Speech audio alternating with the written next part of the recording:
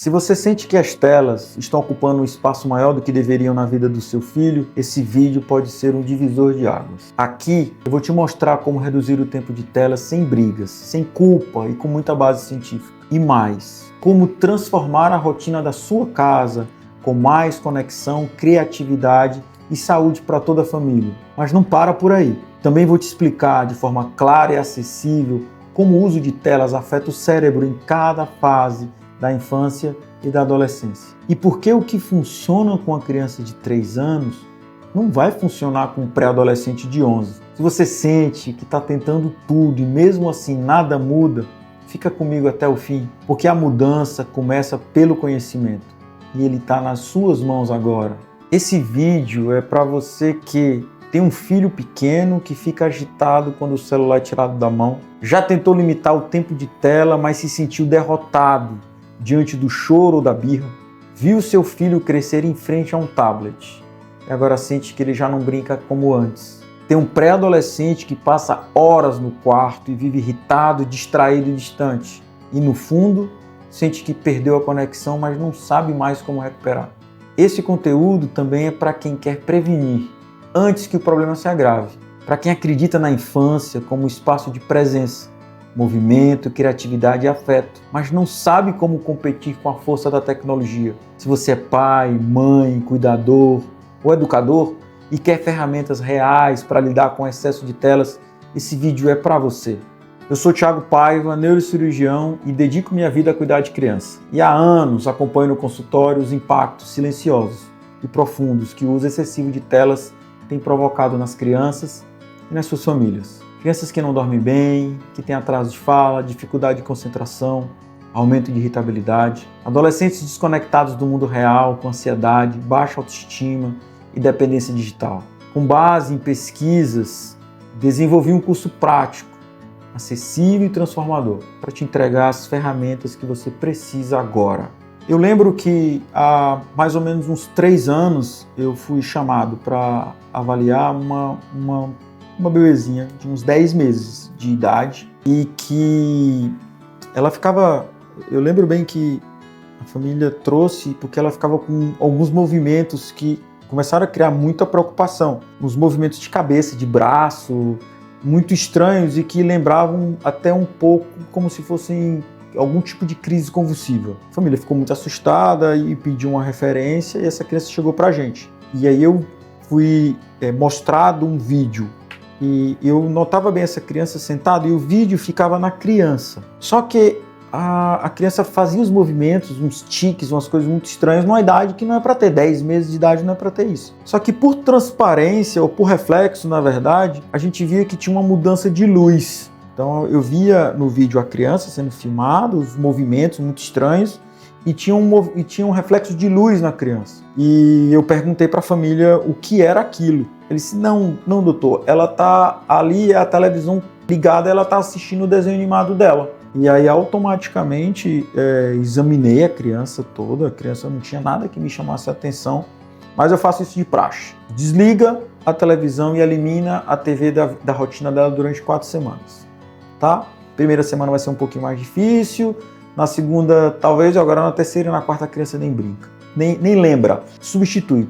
Põe a criança para brincar, tira completamente tela e volta daqui a um mês. Quando a criança volta em um mês, eu pergunto, e aí, como é que tá? Sumiram os movimentos. A criança não tinha absolutamente mais nada. Tudo aconteceu especificamente, exatamente por causa do assistir, numa idade que não pode assistir. Eu lembro de uma outra história também, isso já não era num bebê, isso não aconteceu só uma vez não, mas eu vou falar especificamente sobre esse caso. Era um garotinho que a gente começou a acompanhar porque ele precisava de uma neurocirurgia. Então, muitas cirurgias, muitos internamentos, muito tempo dentro de hospital. A única coisa que ele tinha para fazer no hospital era assistir. Então, era oferecido muito celular. Celular e TV era o que a criança tinha muitas vezes para fazer dentro do hospital. O que acontece é que depois que essa criança sai do hospital, ela sai com muitas alterações de comportamento, muitas mesmo. Mais irritada, um sono muito ruim, muito atraso de fala, socialização péssima E a gente atribuiu inicialmente, quando isso aconteceu, olha, a uma síndrome que a gente chama síndrome pós-internamento prolongado de neurocirurgia. O tempo foi passando e a gente sempre conversa, uma família muito próxima, muito parceira, e a gente começou a conversar sobre a introdução de novas rotinas e a substituição de tela por novas rotinas. E o tempo foi passando, né? E as coisas elas melhoravam, mas melhoravam um pouco, porque a criança ainda assistia, fazia as terapias, mas assistia, fazia terapia, mas assistia.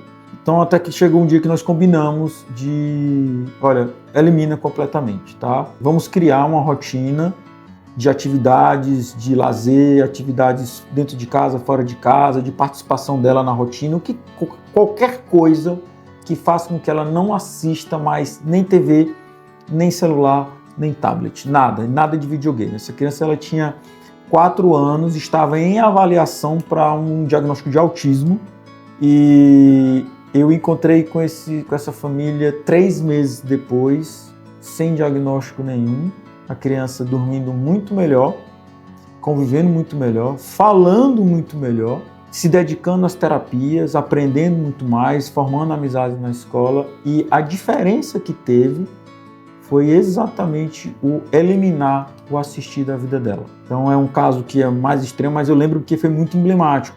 Ela estava em avaliação para um autismo, um atraso de comportamento por vários terapeutas, e quando a gente mudou completamente a rotina dessa criança, o diagnóstico de autismo foi afastado e a gente pôde se dedicar a ela de forma muito mais verdadeira, e a gente pôde descobrir quem é a criança de verdade, que era uma criança doce, que o sono era muito melhor, que era uma criança alegre, espontânea, nada do que a gente via quando ela estava o tempo todo assistindo, irritada, impaciente, um sono super agitado.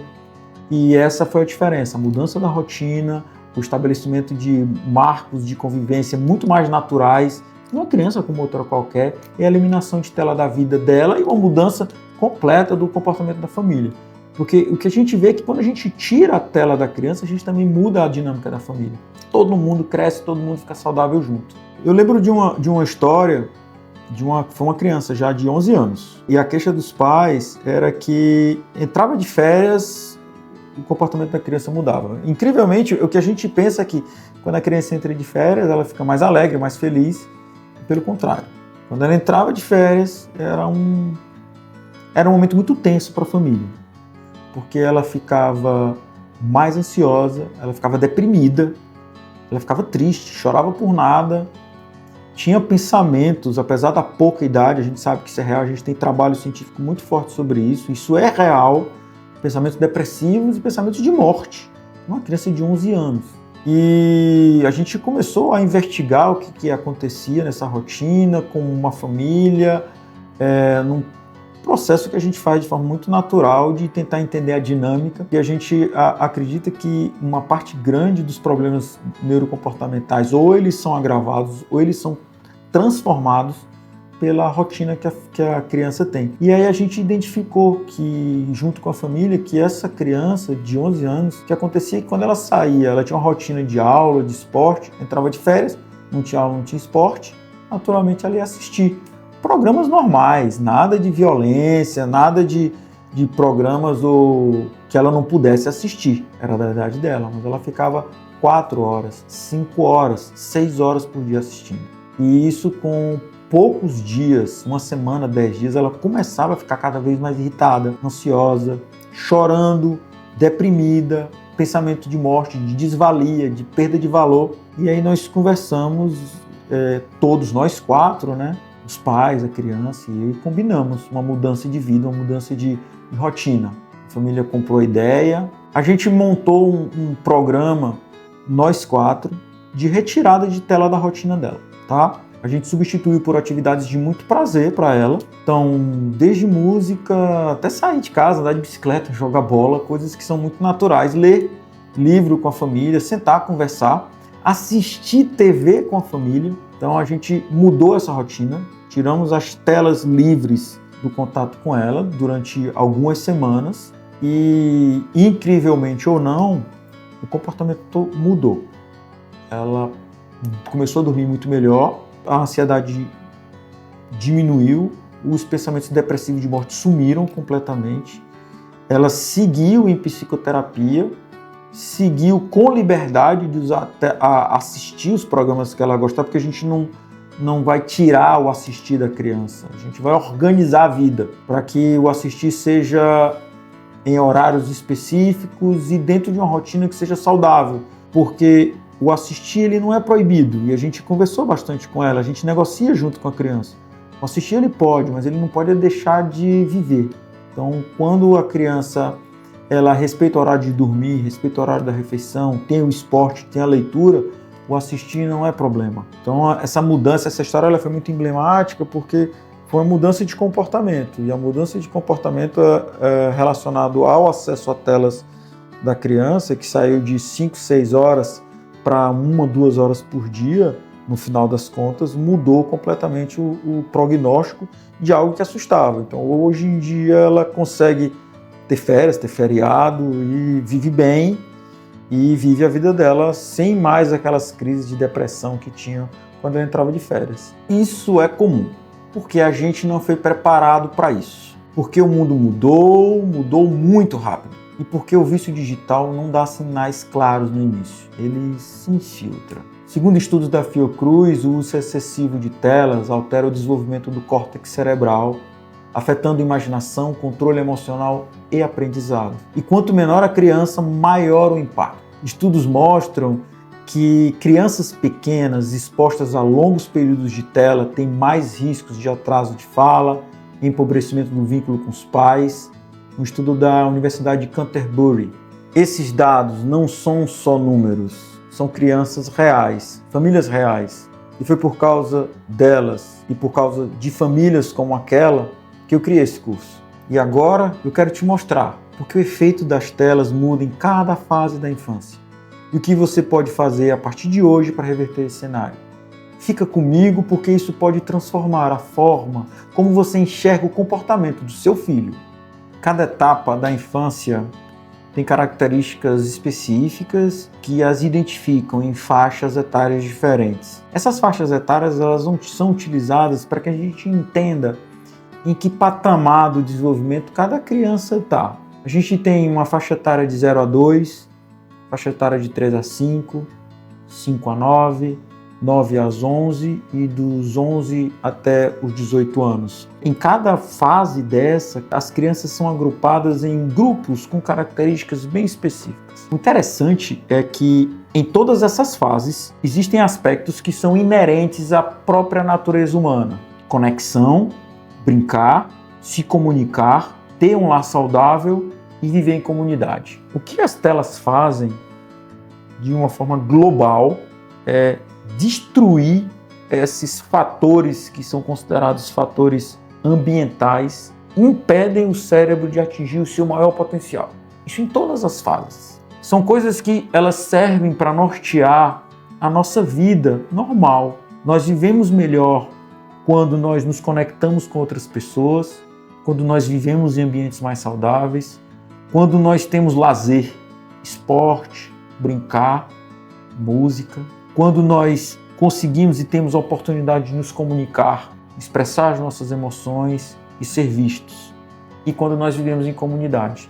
Todas as etapas das nossas vidas nós temos esses aspectos. O que as telas fazem é desconfigurar essa organização. E em cada faixa etária ela causa problemas diferentes, além desses problemas que são inatos a todos. De 0 a 2 anos, para que tenha uma ideia do tamanho do impacto, a Organização Mundial de Saúde afirma, ela não orienta, ela diz: crianças de 0 a 2 anos não devem ter contato nenhum com tela, a não ser se em videochamada, para falar com algum parente, algum cuidador que mora longe. Então não existe nenhum tipo de programa que seja seguro nessa idade, porque essa idade ela é crucial para o cérebro.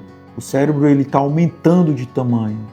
Ele está trocando neurônios e células que a criança nasceu por células mais novas, por células mais úteis. E esse momento é aquele momento que ele é um momento chave para que a gente tenha uma criança com problemas neurocomportamentais, desde o autismo até os atrasos de inteligência, os atrasos de fala. É uma idade que ela deve ser protegida de todos os jeitos. O assistir nessa idade, além de desorganizar o sono, leva atraso da fala, muito claramente, a gente viu isso muito na pandemia, leva uma série de comportamentos que parecem demais com o autismo. A criança ela não sabe como se conectar com outras pessoas, ela não sabe expressar as emoções, ela não sabe expressar as vontades, ela não sabe como viver, ela não sabe como se comunicar. Ela não teve nem a oportunidade de viver em comunidade, o cérebro fica quase que paralisado. É uma fase que eu negocio nunca com essa fase. Sempre que eu tenho a oportunidade de falar sobre esse assunto no consultório, em aulas, em palestras, eu digo só alguma coisa, não assistir. Esqueça, assistir não, de jeito nenhum, a gente faz qualquer coisa. Porque o número de complicações que a gente tem visto hoje no mundo relacionados a comportamentos de agitação, hiperatividade, agressividade, crianças que parecem que têm autismo e não têm autismo, tenho certeza que as telas estão envolvidas na imensa maioria deles. Quando a criança sai dessa fase, do 0 a 2, a gente tem a fase dos 3 aos 5 anos, é a fase onde a criança ela começa a se ver como indivíduo. Ela não tem noção do que é amanhã, do que é depois de amanhã, ela tem pouca noção de mundo, mas ela começa, é a primeira fase de independência. A gente tem algumas fases de independência e de autonomia. Essa é a primeira fase. É aquela que a criança ela consegue expressar as suas vontades mais imediatas, ela consegue andar, ela começa a pular, ela começa a subir, ela começa a se relacionar. O que o Assistir faz nessa fase dos 3 aos 5 anos é transformar crianças mais serenas, crianças que dormem bem, em crianças agitadas, hiperativas, crianças agressivas, crianças que dormem muito mal. Fica muito mais difícil conviver com essas crianças nessa idade. Ela nem é uma criança muito pequena, que dependa completamente dos pais para tudo, nem uma criança que tem um pouco mais de autonomia, que é aquela que tem de 5 a 9 anos. É uma criança que ela está começando a descobrir o mundo, ela está descobrindo o mundo pela pior forma possível. Quando a gente tem crianças dos 5 a 9 anos de idade, é a fase vamos dizer que é a primeira fase de autonomia fora de casa. É aquela hora que a criança começa a participar de festinhas mais sozinha, sai mais de casa, vai para casa dos amigos. Na escola, ela fica mais tempo na escola, participa de todos os eventos escolares.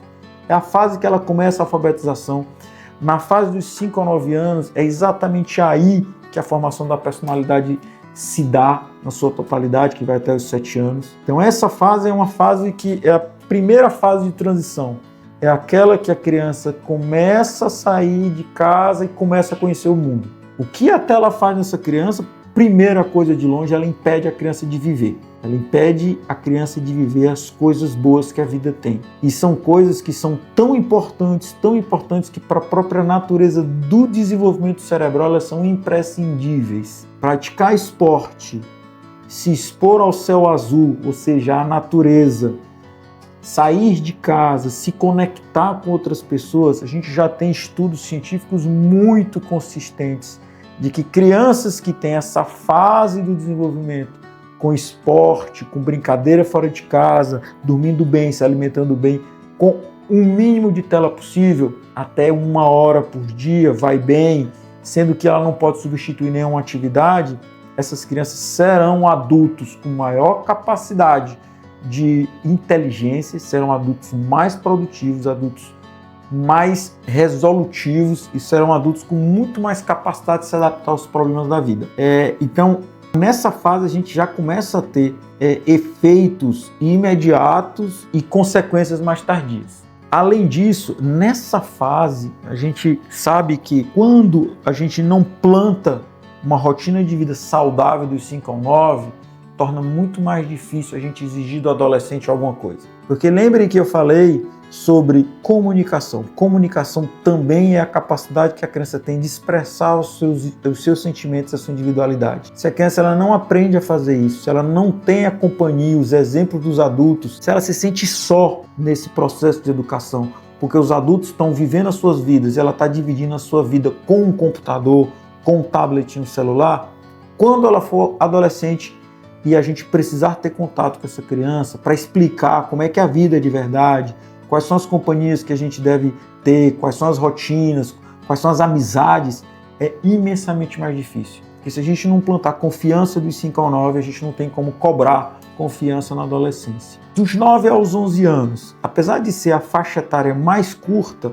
é considerada uma faixa etária decisiva na transformação da infância para a adolescência. Isso é tão real que dos 9 aos 11 anos a gente tem alguns comportamentos que são mais infantis, outros comportamentos que são mais adultos, numa fase que a criança ela perde quase completamente a sua identidade. Se ela não tiver o acompanhamento dos adultos, se ela não tiver uma vida com muito esporte, com muita brincadeira, muito céu azul, muita natureza, se ela não tiver uma vida pautada em boas leituras, em lar saudável, ela vai levar esses exemplos diretamente para a adolescência, numa fase em que a exploração do mundo e a necessidade de conexão são imprescindíveis. Então, se a criança ela começa aos 9 aos 11 anos isolada, ela vai continuar um adolescente isolado. Dos 9 aos 11 anos, a gente tem a construção, a partir das telas, de 2 grandes problemas comportamentais. O comportamento opositor desafiador e os transtornos de conduta. São crianças que eram completamente normais, não tinham hiperatividade, não tinham autismo, não tinham nada disso. E que começam a assistir um número exagerado de horas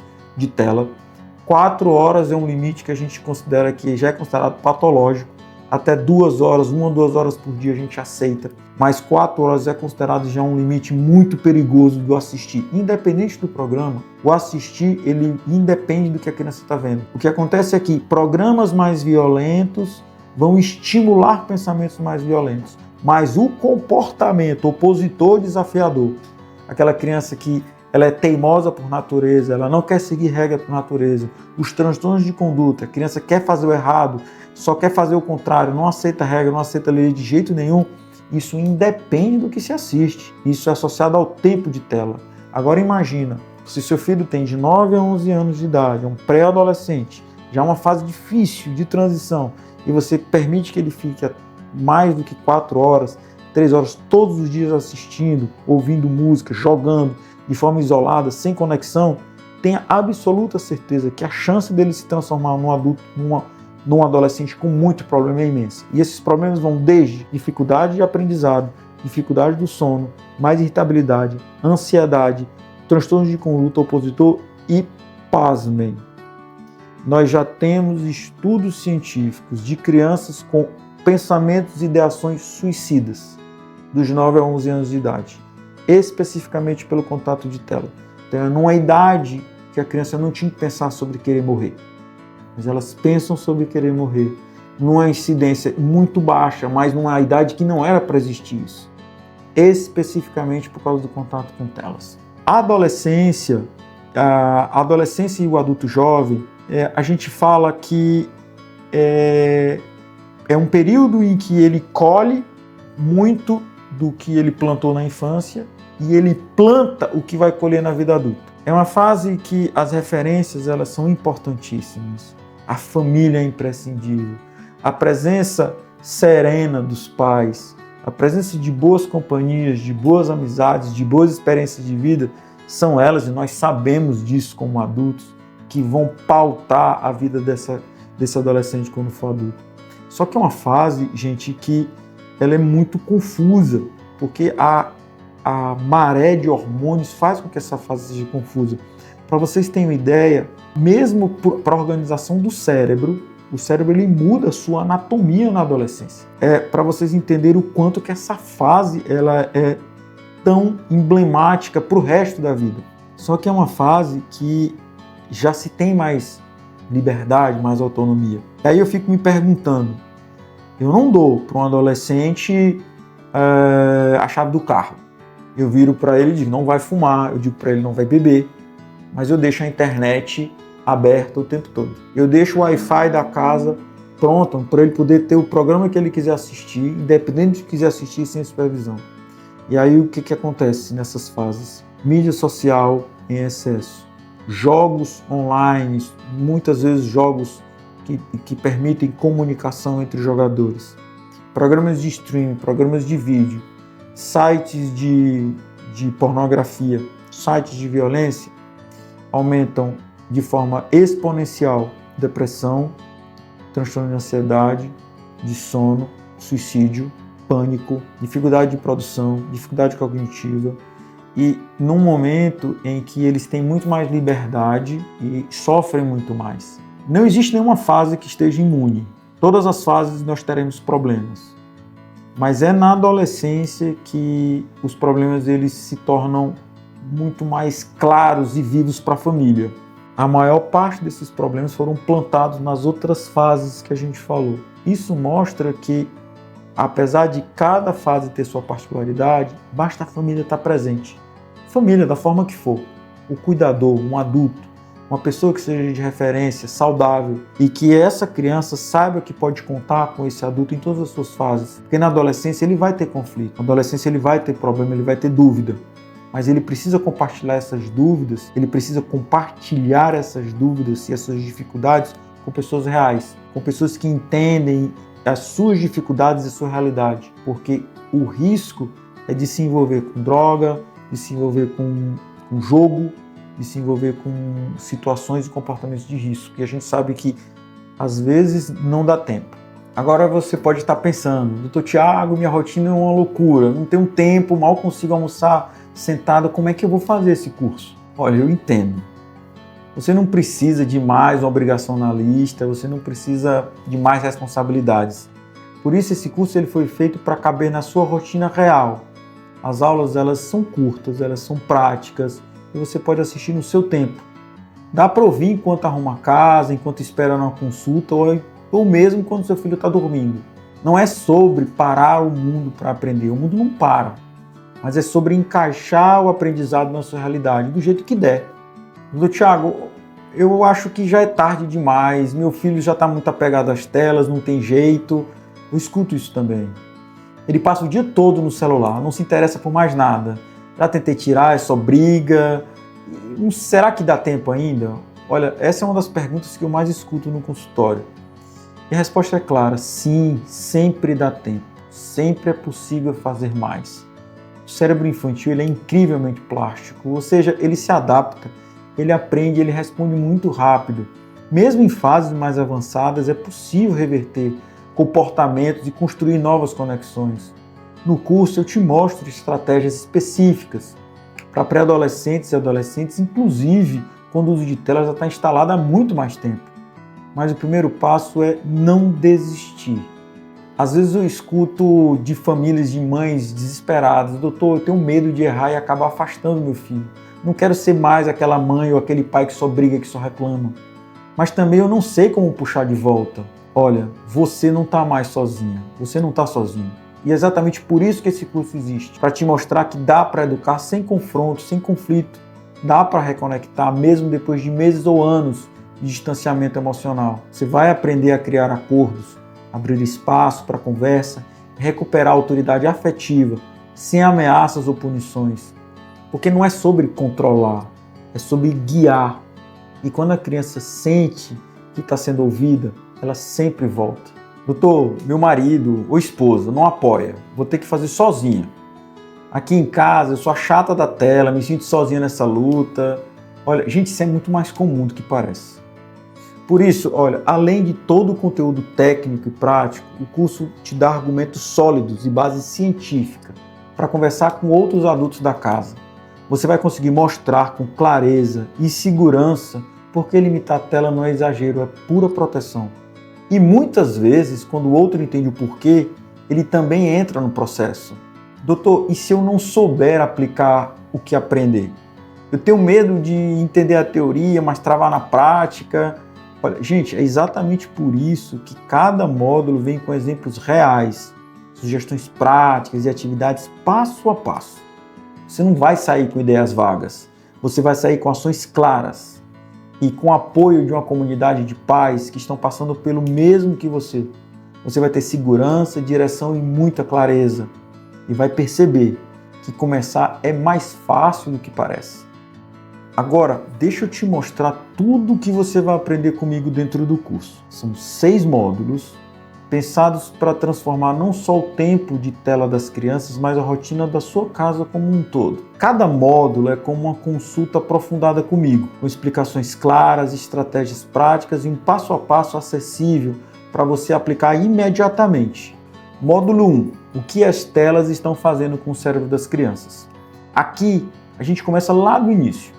Você vai entender, com base nas pesquisas mais atuais da neurociência, o impacto real que o uso excessivo de telas tem no desenvolvimento cognitivo, emocional e neurológico das crianças. E não estou falando só de ficar muito tempo no celular, mas de como a luz azul, a velocidade dos vídeos, a ausência de interação e o excesso de estímulos alteram a estrutura do córtex pré-frontal, que é ligado à atenção e autocontrole, o funcionamento do sistema límbico, que é ligado à regulação emocional, o padrão de sono, o comportamento e até a fala. Depois dessa aula, você nunca mais vai olhar para o tempo de tela da mesma forma. Vai entender o que está em jogo e por que agir agora é tão importante.